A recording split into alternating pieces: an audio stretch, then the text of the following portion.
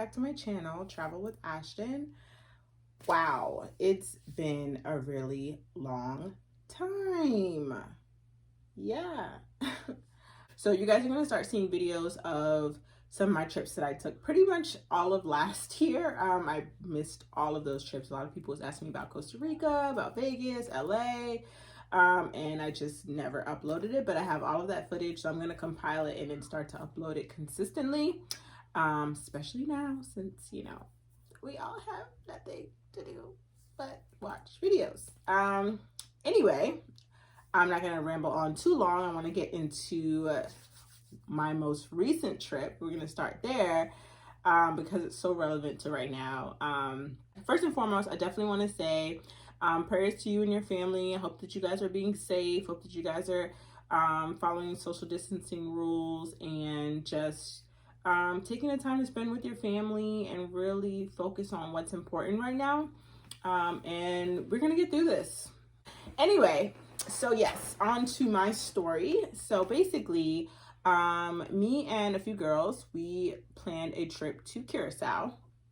We were supposed to be going from March 16th through 21st. We planned this trip about a year ago.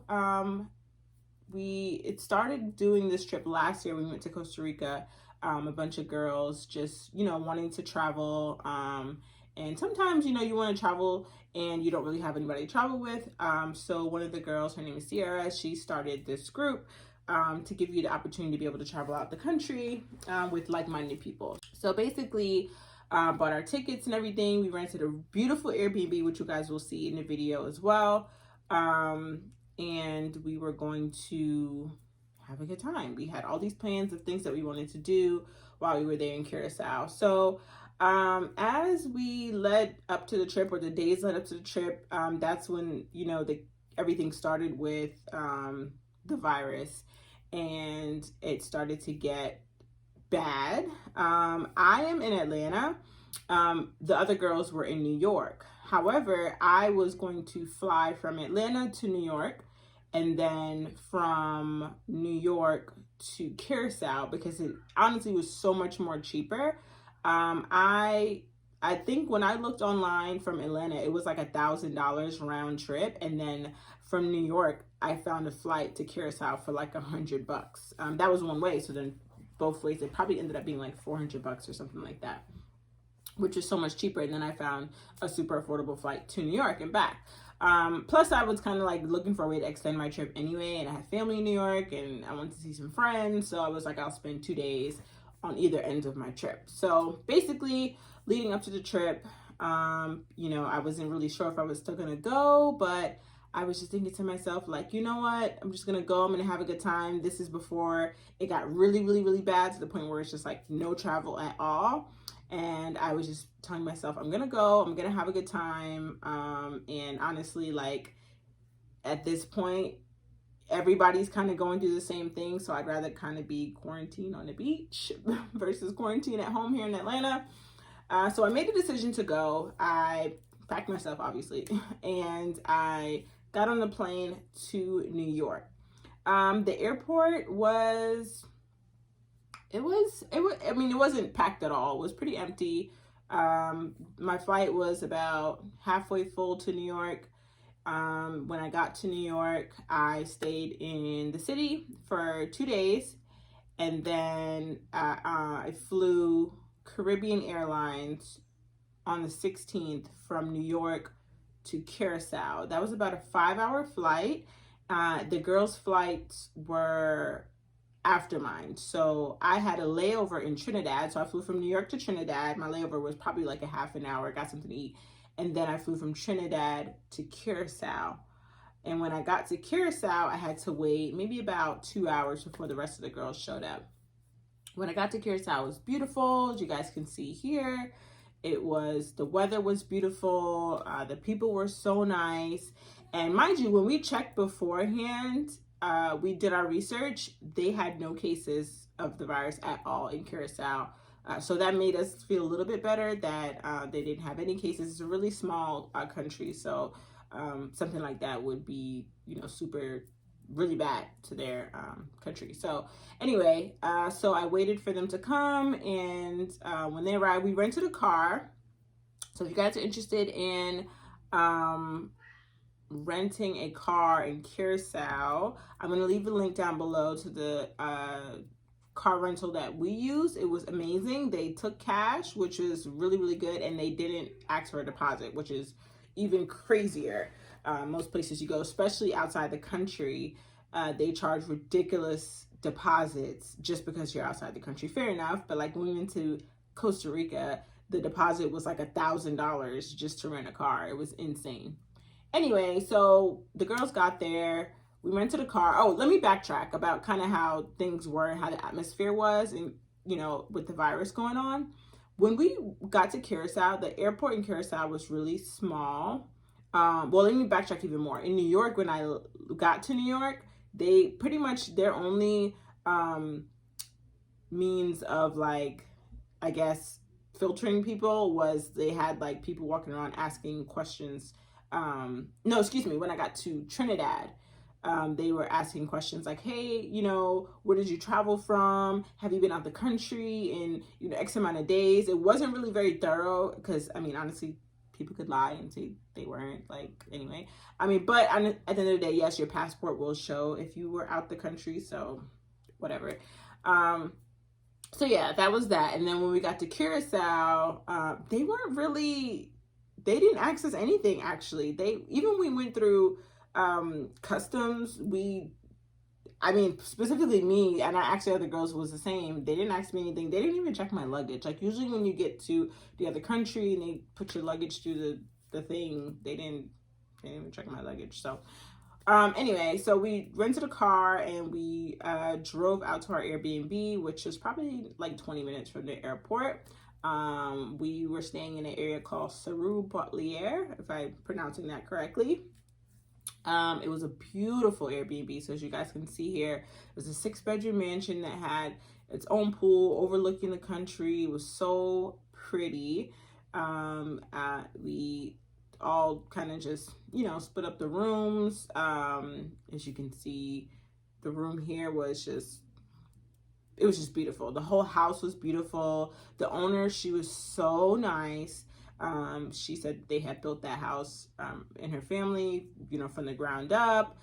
She just had amazing hospitality. So yeah, we were there. She gave us everything that we needed.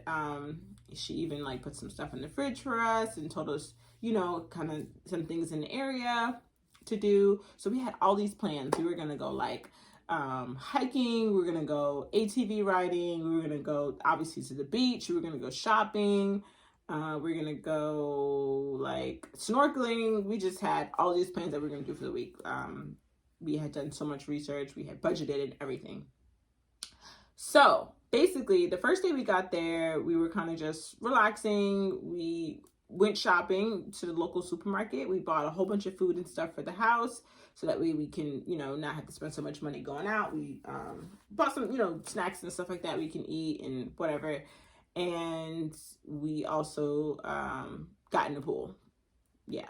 When we first got there, it was raining a little bit, but then later on it got nice, and then we enjoyed dinner outside. We got something to eat. We got takeout. Their food is amazing, by the way. Like, side note, the food in Curacao is amazing. I would go back just for the food. They have a lot of really good like street food.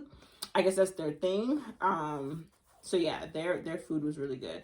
So that's what happened the first day. That was Monday. Yeah, so Monday also, the owner was like, she came to us later in the house and she was like, hey, I just want to let you guys know that we do have 2 cases. So apparently that day that we got there, they ended up having 2 cases. 2 people came from another country and they ended up having 2 cases in their country.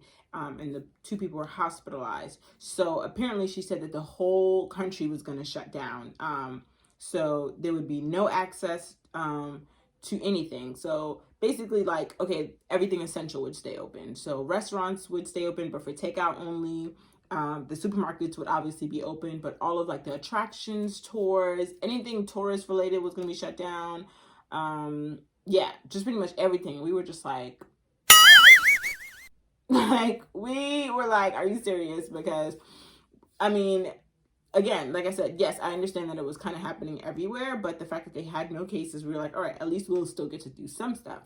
Okay, so that night happened. Then the next day we got up, and that's when we were kind of just gonna like enjoy the pool, and we were gonna just look into see, like, pretty much just drive around the area, go find some restaurants or whatever.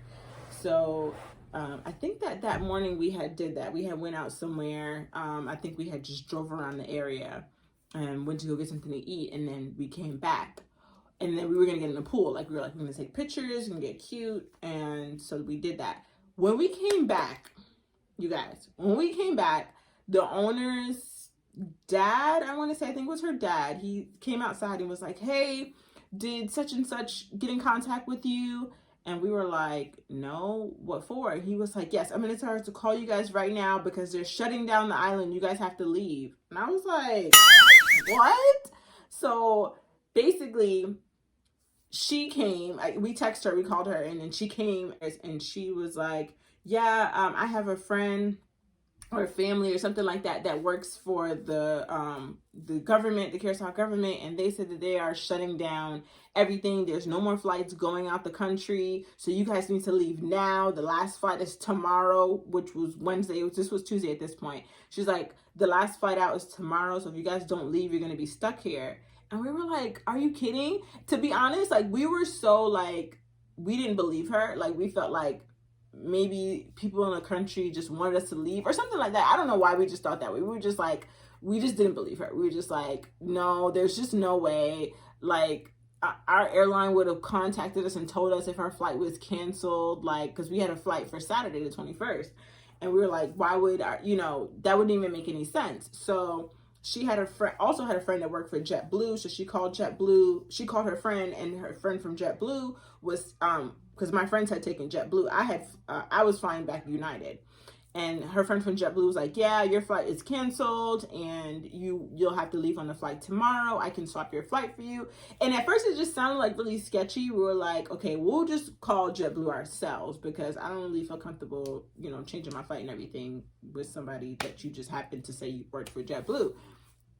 So my friends got on the phone and were calling JetBlue. I had United, so I tried to get on the phone with United, but literally was like a freaking 3-hour wait, because everybody named Mama across the entire world was calling all of these airlines trying to cancel their flights, because this is when it started to get really bad. So, like, most people were trying to either, reschedule their plans or whatever they were trying to do. So they called JetBlue, and JetBlue was like, no, your flight is still fine. We don't have any information that Curacao government is stopping outgoing flights. Like, no, you're fine. Your departures, still, your flight is still on time for Saturday. So we were like, so basically they called JetBlue, and each one of them had called like a different agent just to kind of see if maybe one agent didn't know. And all of them were saying, no, your flight is still fine.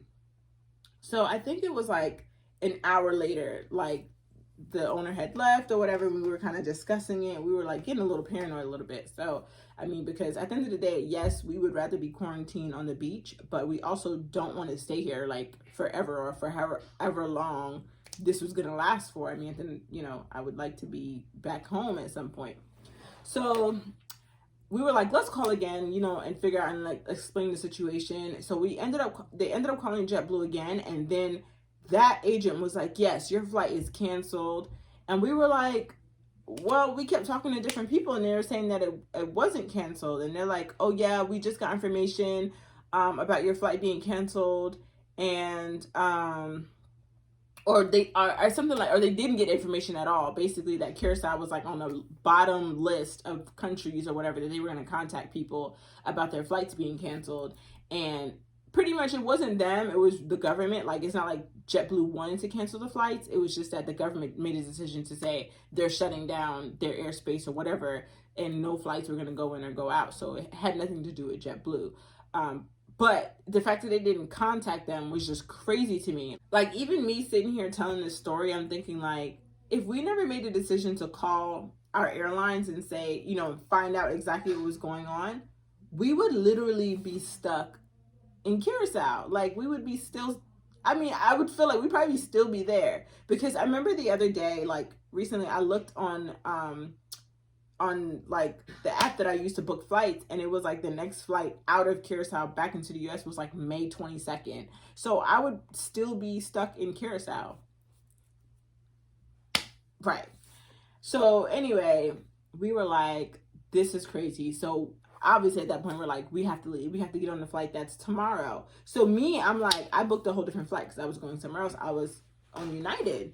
So I was trying to get in contact with United, and I was on the phone with them for like 3-4 hours. So then I was finally getting in contact with somebody, and they're like, well, your flight is still, like, they basically kept telling me my flight was still there. But at the end of the day, the other girls had rebooked their flight for the last JetBlue flight that was going out on Wednesday. So I obviously couldn't stay there by myself, even if United, even if they were still, I think they were saying that their emergency flight or last flight going out was going to be on Thursday. That was the last flight that was going to go out, but I didn't want to wait by myself. So I was like, okay, well, I'm going to go ahead and book a flight with JetBlue. You guys need to refund me my money or something, because I can't, you guys are not giving me an option for me to be able to get out the country tomorrow, which you would normally have. And you guys didn't even contact me to let me know that my flight was going to be canceled on Saturday. That's so ridiculous. But I think that just because everything is going on, most of the airlines are just canceling without even any explanation these days. And you can just either get your money back or credit, depending on what airline you're at. So they ended up refunding me my money. So then I just booked a flight on JetBlue so that I could fly with the girls back to the US. So yeah, we were like, oh my gosh. So basically the flight, I want to say it was Tuesday afternoon is when we decided, like, okay, or Tuesday evening is when we figured that all out. The last flight back out the country was 6:30 on Wednesday. So that was when we had to leave. And we obviously had to be at the airport like 4, 3, whatever. We were like, we're going to be there early just to make sure. And it was just so sad because we had to leave. But we did get up early the next day on Wednesday and go to the beach. We were like, at least let's go to the beach and like have one last hurrah. So we got up early, went to the beach. The entire beach area was closed off, like all the stores and everything like that. Well, actually, when we got there, some of the souvenir places were still open, but they had like limited hours. So we were able to get like a few souvenirs. But everything was closed, food and stuff like that. So, but we did get to enjoy the beach. The water was beautiful, as you guys can see here. It was just so nice. I wish I could say. There was a lot of people there. I don't know if all of those people like were actually people that live there, or were just planning on staying for an extended period of time. I don't know, but it was a lot of people there. But yeah, we enjoyed our time that was there. And then that Wednesday morning, like I said, we got up to that, and then we got to the airport around, I want to say maybe 3 o'clock. The airport was actually really packed. It was more packed that day than it was when we were actually landed in Curacao. And I think it was because like that was like again the last flights out the country, so anybody that was there on vacation was basically leaving. Our JetBlue flight was not full, but it had a lot of people on it compared to when we were actually going there. When I was actually going to Curacao, I think I had like 6 people on my flight going to Curacao. But yeah, it was a lot of people on that flight, and I had a lot of conversations with different people on the flight, basically like talking about how their trips also got cut short, and some of the stories that they went through as well. But yeah, so basically we almost got stuck in Curacao. Like, it was crazy. It was kind of bittersweet. It was literally like a 48-hour trip that we had spent so much money on. The good thing was that, again, like the airline was able to refund me my money. I mean, even though I had to book another flight, but I mean, the flight was way more cheaper than my original flight, so I did save some money. So I got back some money there on my flight. The Airbnb host was super nice. She ended up refunding us for the nights that we weren't there. Our car rental person refunded us back some of the money that obviously we didn't use. And then obviously we didn't book any excursions or anything, so we didn't spend any money there. So all in all, it was still an amazing trip. Even though it was only 48 hours, I had such a good time, met some great people, enjoyed the weather. It was a beautiful country. I would definitely go back. But it was just, it was just so crazy. Like, I couldn't believe, like, I almost got stuck there. Like, it was just crazy. It was crazy. But yeah, that's my story, guys. That's like, but if you are planning on traveling to Curacao sometime in the future, you know, hoping and praying that this all smooths over, I would definitely say go visit. It's a beautiful country. The people are so nice there. The food is amazing, and yeah, I would definitely go back sometime in the future. Probably not anytime soon because I really want to, you know, I love to travel and I like to visit new places. So if I'm gonna, you know, plan another trip and spend a whole bunch of money, it's probably going to be somewhere that I've never been before. But at some point in my life, I definitely want to go back to Curacao and really get to experience. Oh yeah. Also coming back from my trip. So when I came back, I landed in JFK. So we flew into JFK. And then I also had, since we were supposed to land Saturday, I didn't have a flight booked out of New York back to Atlanta until Monday because I had planned to, again, extend my trip and stay an additional 2 days in New York when I came back. So then I had to change my Monday flight. And so I ended up staying the night at a hotel and then Thursday morning flew out back to Atlanta. But even that night that I stayed there, it was just so surreal. Like, everything was empty. The airport was closed. Like, they closed the airport from 12 to 4. It was just so crazy. Like, I can't believe this is real life right now. It's just unexplainable at this point. And I'm sure you guys understand because you guys are all going through it at home. But it's just like, thinking back on that story, I'm just like, crazy, very crazy. But yeah, so hopefully, again, like I said, I'll get to go back and visit in the future, and I don't know.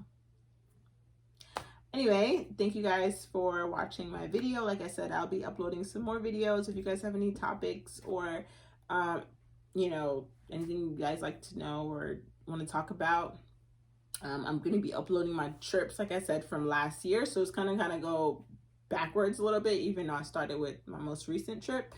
So hope you guys enjoy that. Hope you guys enjoyed this video. Don't forget to like this video and subscribe to my channel because I'm going to have a lot of great content coming out for you guys.